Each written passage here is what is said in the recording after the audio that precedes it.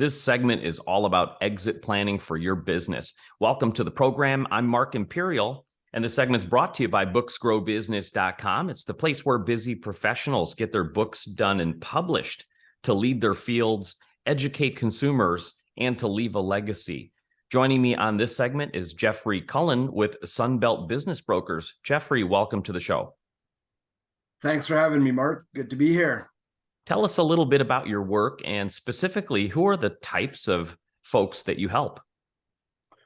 So my work has recently changed. I'm coming off 20 years of management consulting, predominantly to private sector businesses, and within the field of exit planning, which is really complex, right? It's a multi-team approach. So I would have described myself as kind of a value advisor. So my end of the puzzle would have been to work with the business owner to really prepare the business. So obviously there's they need to prepare themselves personally, they need to prepare their financial situation, and then looking at how can we maximize the value of the business. So I've done a lot of work in that realm, including sometimes just facilitating those conversations.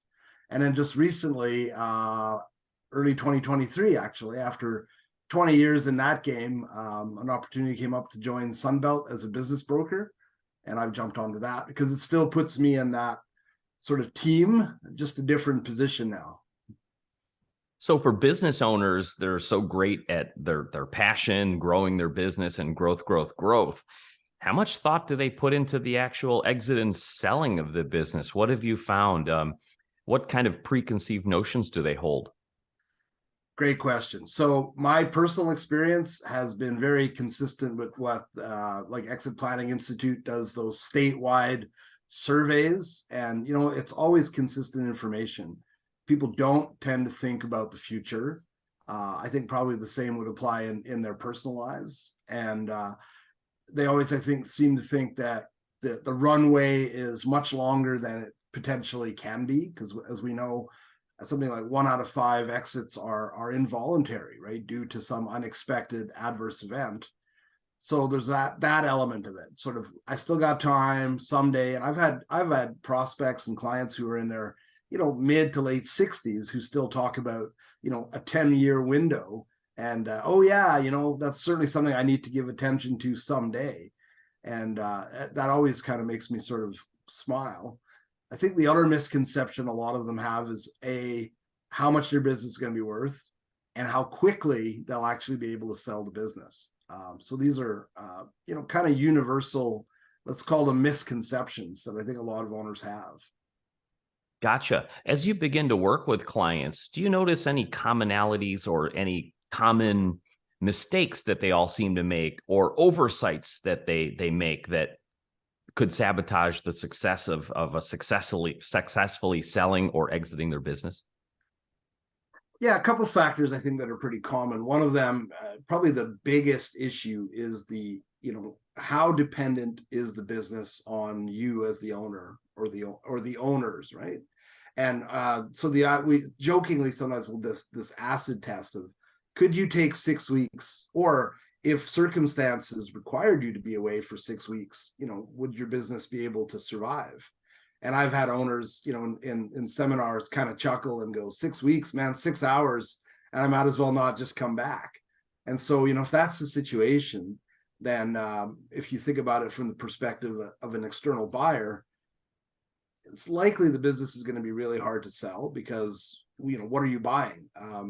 There's nothing inherent in the business. So we often talk about transferring the value from the owner's head into the business through, processes, systems, a good management team.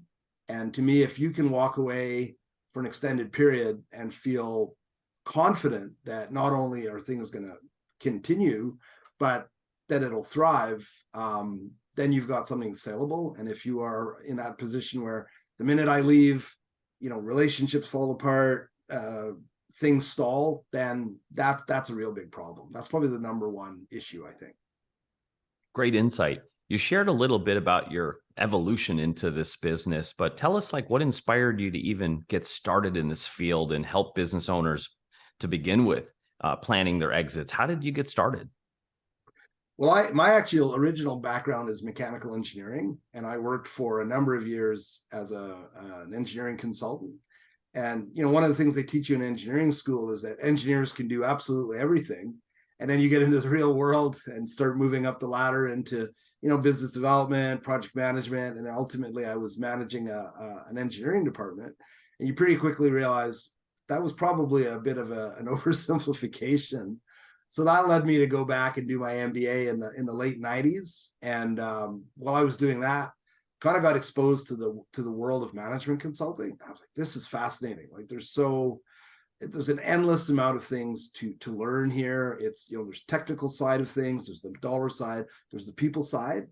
And so that got me into management consulting. And then pretty quickly I was doing some work with the Business Development Bank of Canada, which is our kind of arm's length to government merchant bank, and started picking up a lot of exit planning assignments where I was going in and kind of facilitating some of these discussions, whether it be third party sale or often it would be internal, like transfer to family, transfer to employees, and just realizing that people, even if they talk about this, which many of them don't, it's at a really like surface level. And of course, that doesn't really give you much, right? So if an owner asks a bunch of employees, or, do you guys want to buy the business someday, guys and or women, most employees will say, yeah, sounds good. And then you start uncovering that reality of what does that really entail. And a lot of people then realize, no, that doesn't sound good at all, right? But yet those discussions seem to be very difficult to have. So a lot of what I would do is go in and facilitate that. Then I got into a period where I was doing a lot of this value acceleration with clients, trying to get them to systematize, and out of that, exit planning kind of reemerged, because I think we're seeing it as a kind of a practice area that is becoming almost specialized, like project management was 40, 50 years ago, where it emerged out of engineering consulting as its own discipline. And I really see that's what's going to happen, because it covers so much of the spectrum, and you need so much expertise from different players that it's really a unique thing onto its own. And I love that team aspect. And then at the end of the day, when you start looking at, some of these people have built their entire life around their business, and most of their net worth is tied into it. And when you start to look at the stats and realize a lot of these people are going to be kind of caught in a situation where either it won't sell at all, they're going to have to prolong, their retirement indefinitely, or even if it does sell, they're not going to harvest, the value that they need, after all that effort. To me, there's a certain element of altruism where, if we can help these people, if we can help them to realize that, and then it's good for all of us as well, right? I mean, as an economy, as a society, if a bunch of these businesses just disappear, we're going to lose a lot of sort of that economic value. So there's a lot of facets that I think make it a worthwhile pursuit. Great journey. Jeffrey, before I ask you my last question, in Sure. regards to exit planning for business owners, is there anything that I didn't think to ask you that you feels like really important to share with business owners today? Plan ahead. I think we're seeing sort of the younger generation, Gen X owners and later cohorts even, go into it with this mindset of exit kind of as an endpoint already. But I think a lot of the older folks, the baby boomer types, and maybe the Gen Xers like myself, the older Gen Xers, they don't have that vision in mind. And I think a lot of them are very surprised. Like, rule of thumb, 3 to 5 years to start thinking and changing the business and arranging things is not unreasonable. And then roughly, like for family owned business, we'll say maybe even 8 years out, because there's just so many moving parts that need to be put in line. So I think that's the number one thing. The sooner you can start thinking on the personal level, arranging your personal affairs, and then starting to maximize the business, it does two things. A, better sale when the time is right.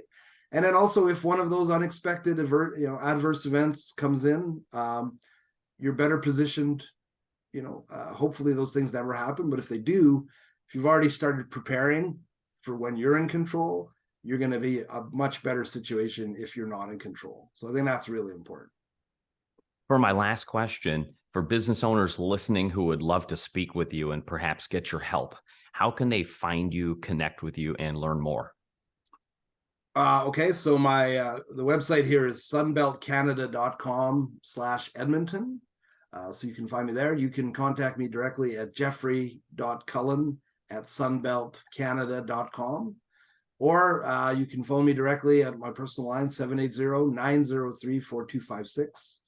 And even if you're not looking to sell, because now that I'm in the brokerage game, we've built a really strong network of advisors that can help owners earlier on. And so certainly always happy to talk to an owner wherever they are on their journey and find like the right player to help them, wherever they are in that process. So by all means. This has been terrific. I really appreciate you taking the time to share with my audience today, and I wish you continued success for you and for all of your clients. Well, thanks a lot, Mark. I enjoy the show, and it's great to be here. I really appreciate the opportunity. That was Jeffrey Cullen with Sunbelt Business Brokers, and this segment's been brought to you by booksgrowbusiness.com. It's the place where busy professionals get their books done and published to lead their fields, educate consumers, and to leave a legacy. That's all for now. I'm Mark Imperial, and thanks for joining me.